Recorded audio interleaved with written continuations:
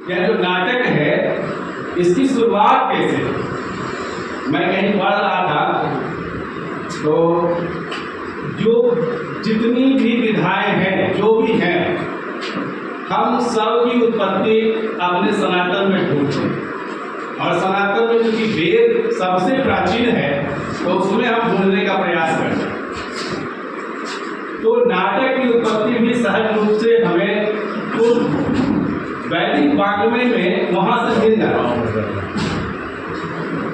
उसमें एक मैं देख रहा था, उल्लेख था कि जो देवासुर संग्राम हुआ था, पौराणिक आख्यान में देवासुर संग्राम, उस युद्ध के बाद सबका मन छिन्न भिन्न हो गया।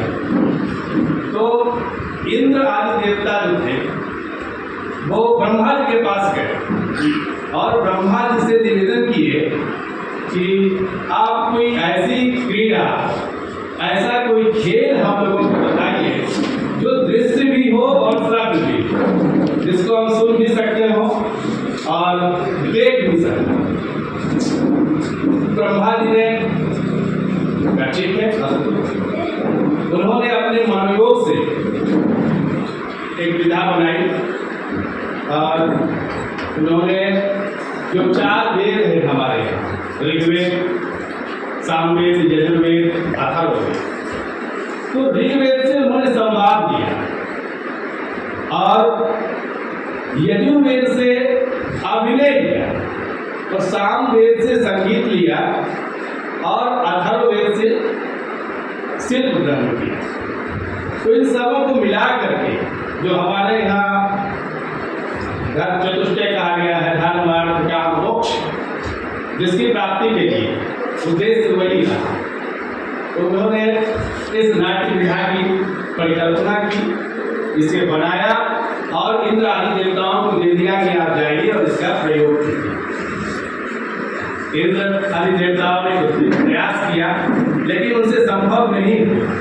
तो फिर वे ब्रह्मा जी के पास आए और ब्रह्मा जी से उन्होंने अनुनय विनय किया कि प्रभु हम लोगों से नहीं होगा, इसको भूलोक पर जो ऋषि मुनि हैं, जो वेद के मर्मज्ञ हैं, उन लोगों को इसका प्रयोग करने के लिए दे दिया है। ब्रह्मा जी ने भूलोक पर एक मुनि थे, भरत मुनि, नाट्य शास्त्र पर पहली पुस्तक उन्हीं की है। उन्होंने भरत मुनि को बुलाया और भरत मुनि को दिया कि इसको प्रयोग करो और भूलोक पर इसको प्रचारित कीजिए।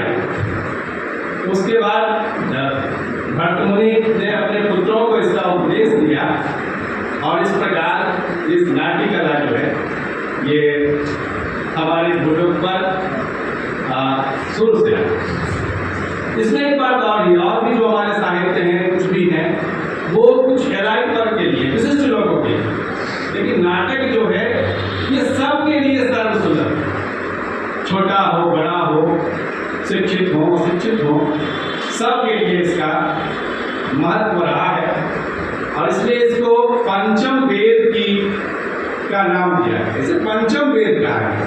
4 वेद हैं, उसके बाद ये 5वां वेद भरत मुनि का है और भरत मुनि के नाट्य शास्त्र के प्रथम अध्याय में ही लिखा हुआ है कि तत्व ज्ञानम न तत्व ज्ञानम न तत्व विद्या न शास्त्रम न साकला।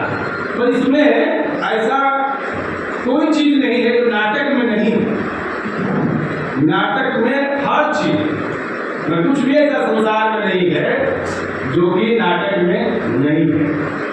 अब हम देखते हैं कि सामाजिक परिवर्तन में इसकी रंगमंच की क्या भूमिका रही है या क्या भूमिका है, तो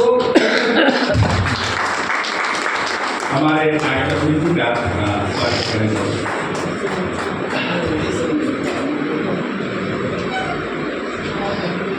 तो कभी कभी ऐतिहासिक जो हमारा पौराणिक है, इतिहास है, उसको आज के प्रदर्शन में प्रकट करने के लिए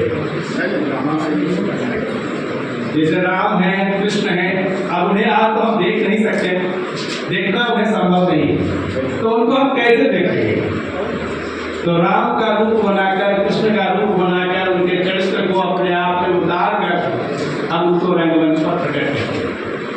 तो विभिन्न आयाम है नाटक के। और रंगमंच वास्तव में एक प्रतिबिंब होता है समाज का। हम आज जो कुछ भी देखते हैं